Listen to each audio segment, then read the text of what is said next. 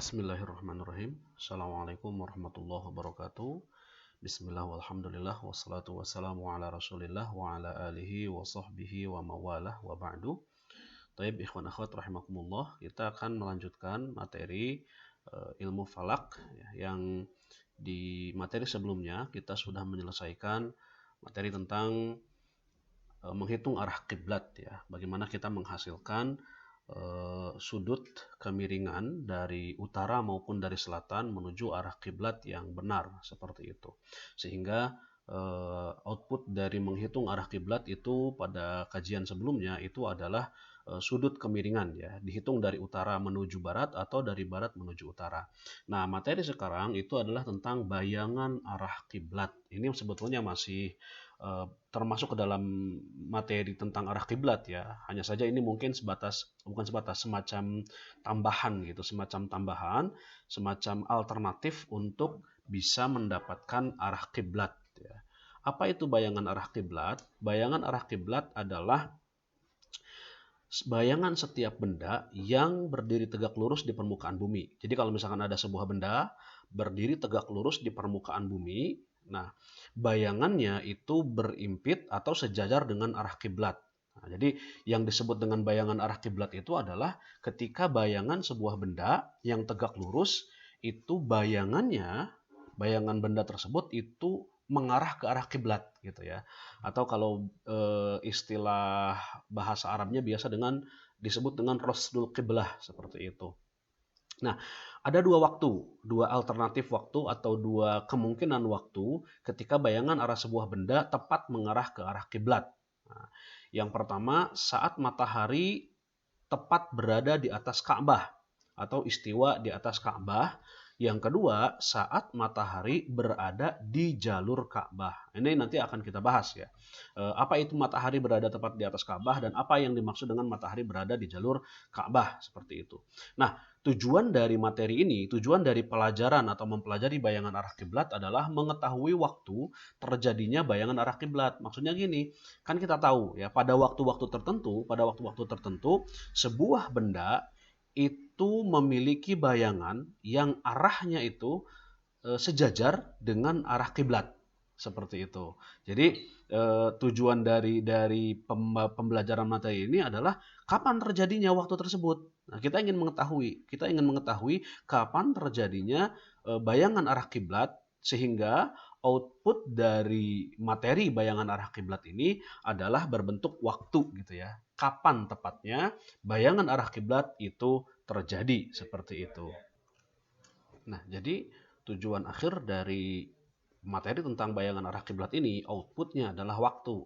Berbeda dengan pembahasan tentang menghitung arah kiblat ya, outputnya itu adalah sudut kemiringan, sehingga hasilnya itu sekian derajat dari arah utara atau sekian derajat dari arah barat, seperti itu. Baik, yang pertama adalah bayangan arah kiblat terjadi ketika posisi matahari di atas Ka'bah.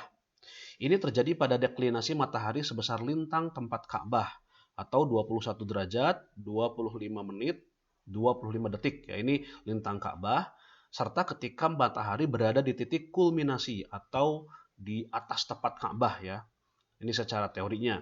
Nah, terjadi sebanyak 2 kali dalam setahun. Nah, jadi matahari berada di atas Ka'bah, jadi mataharinya itu tepat berada di atas Ka'bah secara pengamatan astronomi gitu ya. Ini terjadi sebanyak 2 kali dalam setahun. Yang pertama tanggal 28 Mei jam 11.57 lewat 16 detik local mean time atau waktu bagian Ka'bah di sana. Atau kalau dikonversikan ke GMT, standar waktu internasional itu adalah jam 9 lewat 17 menit 50 detik. Seperti itu. Nah, yang kedua terjadi pada tanggal 16 Juli jam 12 lewat 6 lewat 3 local mean time atau waktu bagian Ka'bah, atau kalau dikonversikan ke GMT itu jam 9 lewat 26 lewat 43 detik GMT ya, Greenwich Mean Time, seperti itu.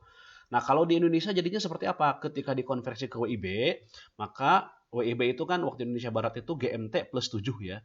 Jadi kurang lebih posisi matahari berada di atas Ka'bah itu terjadi pada tanggal 28 Mei, ini setiap tahun ya, 28 Mei jam 16 lewat 17 detik 17 menit 56 detik waktu Indonesia Barat, atau kalau dibulatkan mungkin jam 16 lewat 18 gitu ya. Yang kedua adalah tanggal 16 Juli jam 16 lewat 26 menit 43 detik waktu Indonesia Barat, atau kalau dibulatkan mungkin jam 16 lewat 27 waktu Indonesia Barat, seperti itu. Nah, ini posisinya kurang lebih seperti ini. Jadi di sini Ka'bah, ini Ka'bah di sini, kemudian matahari secara pengamatan astronomi ya, itu tepat berada sejajar dengan Ka'bah, berada di titik kulminasi. Titik kulminasi itu adalah matahari tepat berada di atasnya.